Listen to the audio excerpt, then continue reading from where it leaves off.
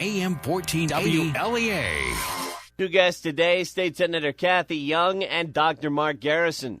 It's time for Top Story on AM 1480 WLEA Hornell. Here's Ryan O'Neill. Top story this week, the elections where the gambling proposition was passed, the Steuben County Charter was passed, and there were a number of local Republican victories like Cohocton Supervisor Jack Ziegenfuss. Even though Ziegenfuss lost the GOP primary back in September, he came back this past week. Mayor Sean Hogan's win, of course, a big victory for the Democrats in Hornell. You know, the top local story this week around here, though, after the elections, the Common Core meetings. Common Core was denounced publicly Tuesday night by a very outspoken Alfred Almond School Superintendent Rich Calkins, who said the state put the cart before the horse and is forcing this on the students and teachers at Alfred and at Almond without really understanding their school district. There was also another Common Core meeting, that one at the Alfred Village Hall, where a Buffalo area Professor Mark Garrison spoke out against it. On the line here in segment one to talk about both Common Core and the elections, State Senator Kathy Young. Senator, thanks for joining us. Well, thank you, Brian. Glad to be here. Senator, you represent Alfred and Almond, and you take a school like Alfred Almond, one of the best schools in the state. The teachers there are working hard to adapt to this new way of teaching. And like all the other local schools around here, the teachers and parents, there are a lot of concerns with Common Core. First, would like to get your thoughts on Common Core. What are you hearing from the voters? Well, I've been contacted by many constituents and parents, and they're very concerned about what's going on. I don't think that the Common Core standards were ready for prime time when they were put out. Certainly we need to have high standards for students so that they have expectations and they're able to learn, but it just seems to me that these things were put out there by the Board of Regents and the Commissioner of Education without it being ready. And I have a deep concern about that. There are a lot of things about Common Core that concern me. They weren't put in place by the New York State Legislature. They were outside of our purview. And unfortunately, though, we're hearing a lot about it, and there's been several pieces of legislation that have been introduced to address some of the issues, but I'm hoping that the Common Core learning standards and assessments can be modified by the Commissioner of Education and the Board of Regents so that they actually work. Yeah, I wanted to get your thoughts on the State Board of Regents passing this instead of letting the Senate and Assembly have a vote on that. Well, you know, this is oftentimes what we see, unfortunately, in New York State, in that there can be a disconnect between what the Board of Regents is doing, and the Board of Regents formulates education policy, but then it's up to the legislature to come up with the funding. And, you know, I think about several years ago when my children were younger, they fell victims to this new system of math that was put into place at the time, Math A, Math B, and so on. And it was very confusing. So it previously, when I went to school, it was in 9th grade you learned about algebra, in 10th grade you learned about geometry, in 11th grade you learned about trigonometry and so on. And they changed it, and it got very convoluted and confusing to the point where they eventually changed it back to the old system where you had algebra and you focused on algebra and then geometry and so on. And this seems to me like a grand experiment, and oftentimes what happens when you do a grand experiment and you're not ready to actually implement it, the students are the ones that get hurt by that. And I hate to see students getting hurt by the system. The Board of Regents actually operates without the legislature, as I said, and without our input. And the way that they're appointed is very interesting because generally the Assembly Speaker controls the Board of Regents appointments, which we've always had a very dire concern about in the State Senate. Because it's not on weighted voting, it's just on the total vote. So because there are many more Assembly members than there are senators, you see the outcome. And so it's the Assembly Speakers handpick people who actually serve on the Board of Regents. That's my next question about the Board of Regents. This could take some time to replace the Board of Regents members. Their terms last an entire 5 years. and it doesn't look like Sheldon Silver is going anywhere anytime soon as far as leaving office. Well, and so that is probably the case. And don't get me wrong, the Board of Regents sometimes does some very good things, but I think they really missed the mark on this Common Core situation, and so I think that there needs to be some changes to it. I know that Commissioner King from the State Education Department has been going across the state and holding public forums, and I would encourage people, if there is a public forum in your area, to show up. I also know that a lot of parents groups and teachers groups and so on have been holding their own forums in communities across the state, and I think that's very good. So any kind of feedback that people have, I welcome, and I want to hear it. And one of the things, Brian, on the Common Core standards that is deeply concerning to me is this whole privacy issue, and I don't know if you're familiar with that. The data collecting.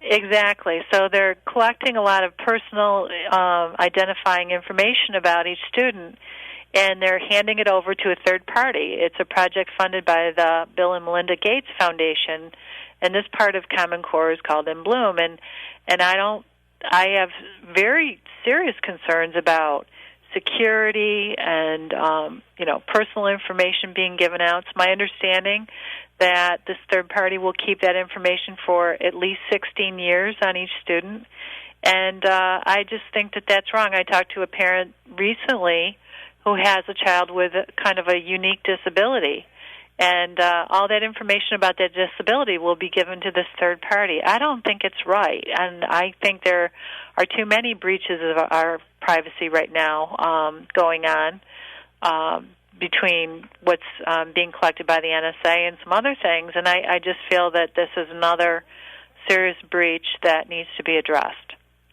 Senator, on the follow-up question on the student with the disability, doesn't it happen a lot of times that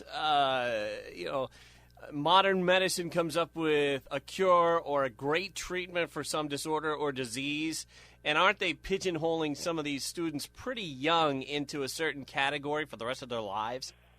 Well, yes, that happens quite often, where somebody is labeled with a certain disability or some kind of situation that can be correctable, and so you don't. I just have a concern, though, about privacy. Going forward, it's not clear to me how this information would be used and why a third party should even have access to it. I don't think that that's appropriate to do that, whether it's regarding a disability, whether it's regarding some other personal bit of information.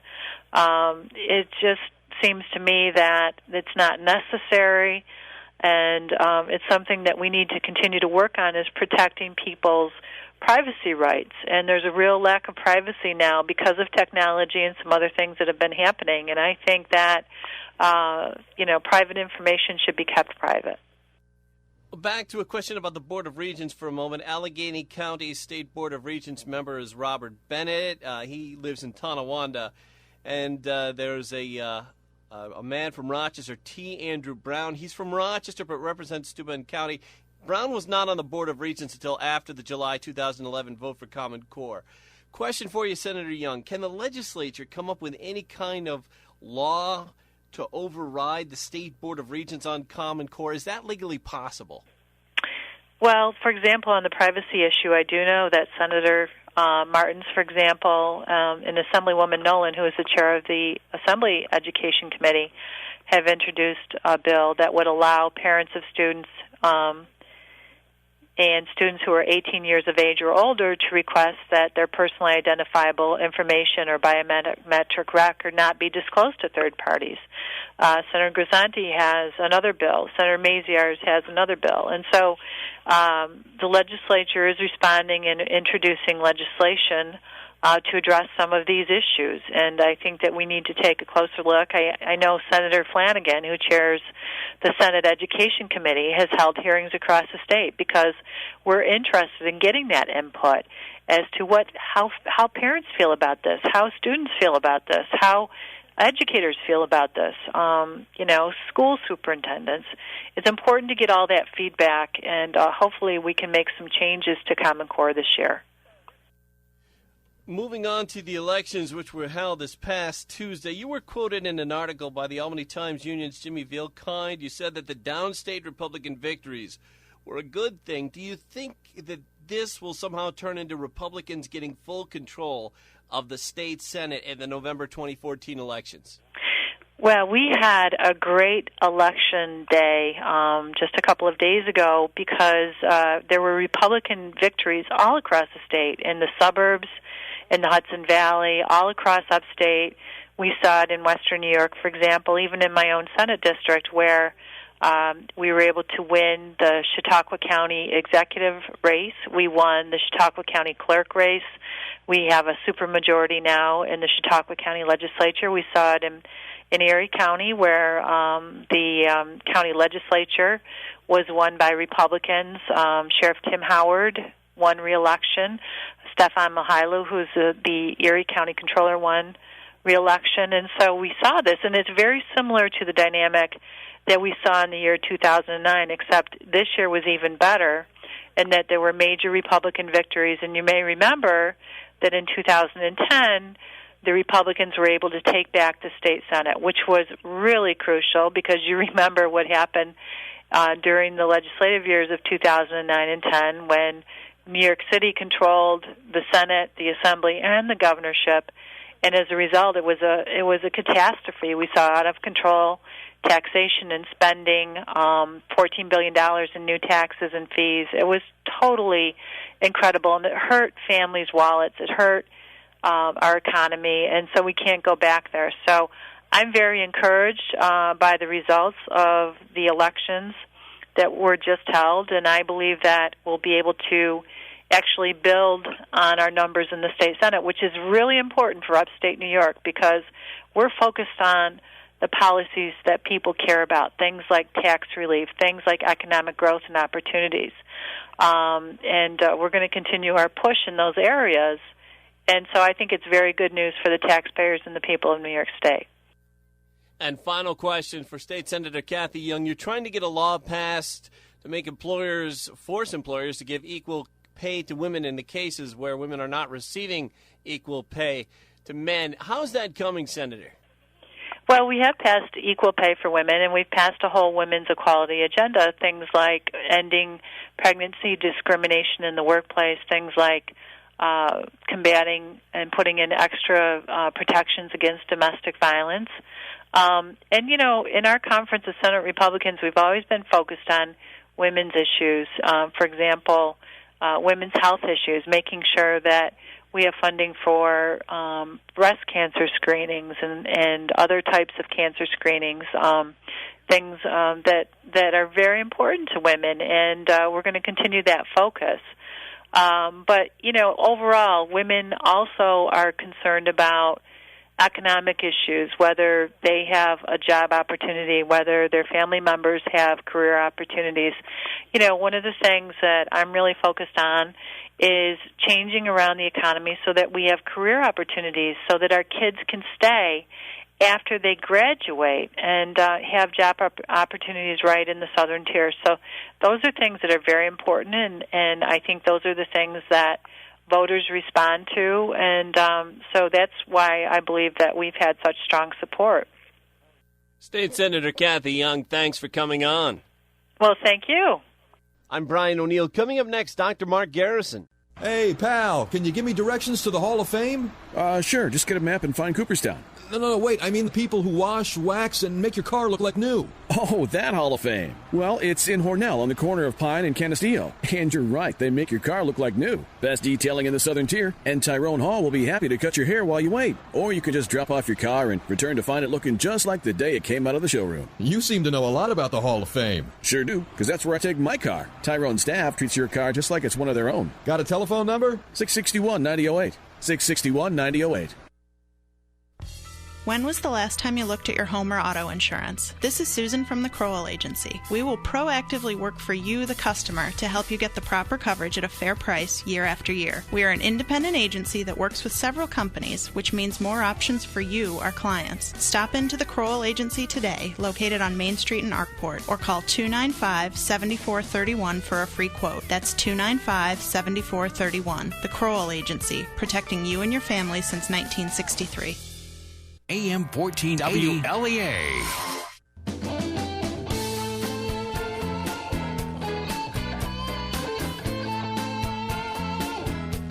Back on the show, I'm Brian O'Neill. The main topic this weekend is Common Core.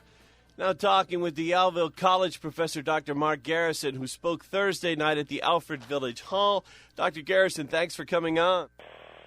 Sure. Dr. Garrison, the big question that kept coming up at Thursday night's meeting was this. What happens if schools don't go along with Common Core? We've gotten mixed answers on that. One local educator says the state comes in and shuts down the school system or takes over the school board, or that you lose all your funding. One local school board member says there's a fear out there of school boards who are afraid that the state's going to take away funding from school systems. Others say, sure, you could teach Common Core, but then you'll be tested on it, and the students will fail if they don't know the answers. What's your thinking on that, Dr. Garrison? Well, the one thing I did tonight, which I think would have been a very important part of this conversation, is to just back up beyond the state level and realize that the reason, well, I shouldn't say that, we wouldn't have the Common Core without the active involvement of the U.S. Department of Education. And the U.S. Department of Education used its financial, the money from Race to the Top, to essentially coerce states into adopting the Common Core through its Race to the Top provisions, both the assessment provision and the regular provision. So in order to be eligible to win Race to the Top money, states had to agree to a variety of things, one of which was that they would align their standards to the Common Core or something that's exactly like it. But everyone understood what the provision to be is to say you have to, in order to win the money, so New York, $700 million, was adopt the Common Core. So there's two provisions in federal law, okay, which block the U.S. Department of Education and any executive body in the federal government from doing just this. And I want to read to you the two provisions so that people can understand, even if the state would claim it has the right to take over a school board because of the Common Core, we have to sort of back up and realize that the U.S. Department of Education used the financial resources afforded it from the American Reconstitution and Recovery Act, or ARA. I'm not sure I got the name exactly right there. So we wouldn't be here if the feds and Bill Gates and other people didn't spend all of their money to coerce schools and state education authorities into adopting it. So the first provision is called the General Education Provisions Act, and it reads in part, its current form reads in part as follows. No provision of any applicable program shall be construed to authorize any department, agency, officer, or employee of the United States to exercise any decision, supervision, or control over the curriculum, program of instruction, administration, or personnel of any educational institution, school, or school system, or even the selection of library resources, textbooks, or other printed or published instructional materials by any educational institution or school system, or to require the assignment of transportation of students to teachers in order to overcome racial imbalance. Now, that's the old one. Now, it goes on to say that the part of the act that it's called the Department of Education Organization Act, and this is in 1979. And this is the one that speaks specifically to the U.S. Department of Education. And it reads, no provision of a program administered by the Secretary or by any other officer of the Department of Education shall be construed to authorize the Secretary or any such officer to exercise any direction, supervision, or control over the curriculum, program of instruction, administration, or personnel of any educational institution, school, or school system, over any accrediting agency or association, or over the selection of content of library resources, textbooks, and so on. So here you have an explicit presentation in law of a restriction on the U.S. Department of Education from doing exactly what it did in not only supporting but actively advancing Common Core and the development of Common Core curriculum, the Common Core textbooks, and so on and so forth. So the fact that the National Governors Association and the Council of Chief State School Officers, officials, or is it officers, are the holders of the copyright of the Common Core and non-federal agencies doesn't negate the key role that Arne Duncan and the U.S. Department of Education has played in moving this initiative along. And so part of what the state will say, if you read memos from state education officials, including John King, one of the most recent ones, he said that, some of these testing provisions are federal mandates. And so he gets off the hook by saying, well, we had to do this because of Race to the Top. Well, the state didn't have to apply for Race to the Top funds. Obviously, everyone requires funding, but that actually is a choice that the state applied for it. And as you know, there's some states that aren't part of the Common Core, for example, Texas. Another question that was asked at the Thursday night meeting, homeschooling, is that the answer? Can parents put their students in a homeschool situation, or will homeschool parents be forced to teach Common Core at home? Well, I think we don't know. I talked to a bunch of parents after the meeting, and I'm not a homeschool expert, and the folks there at the meeting felt that there would be more pressure on homeschool parents to prove the efficacy of their efforts through Common Core aligned homeschool curriculum. There are companies out there that are aligned with the Common Core that provide homeschool parents with curriculum. So there's a huge nexus here. Obviously, it's probably not a viable solution for most people because many people have to work, and so that sort of if both parents are required to work in order to sustain a livelihood for their family, it sort of precludes them from being able to take up the homeschool option. But for those that are homeschooling, I would predict that should this initiative continue and it's not stopped, things will become a little bit more tricky for the homeschool folks. Can you tell us what is the biggest horror story you've heard about Common Core yet? What I said at the meeting is the thing that I think really gets me is the way in which these modules. When I spoke in Oneonta recently, there was a teacher there who presented the way in which the Common Core modules were destroying teaching and learning in his classroom. And I think that was, and you can read about that on my website. That was a horror story, and the way in which the teaching is being mechanized literally with a stopwatch where the teacher is told what to say, when to say it, how to say it, what's the expected response from students. The curriculum is extremely scripted when districts wholeheartedly take up these Engage New York modules. And I think that in terms of just a in-the-classroom experience that was just very, very troubling, I would say his story was a very concrete, very descriptive example of what's wrong, both in terms of pedagogy, the science and art of teaching, and in terms of basically eliminating the role of a teacher in teaching and learning. So that was a huge. I think that's a really good example, his story of what's going where things are going wrong. Dr. Mark Garrison, thanks for joining us. All right. Well, you take care and you have a good day. Dr. Mark Garrison, professor of sociology at Yaleville College in the Buffalo area. I'm Brian O'Neill. Thanks for listening. Do It Best. Ask the Experts coming up next. The Experts coming up next. The Experts coming up next.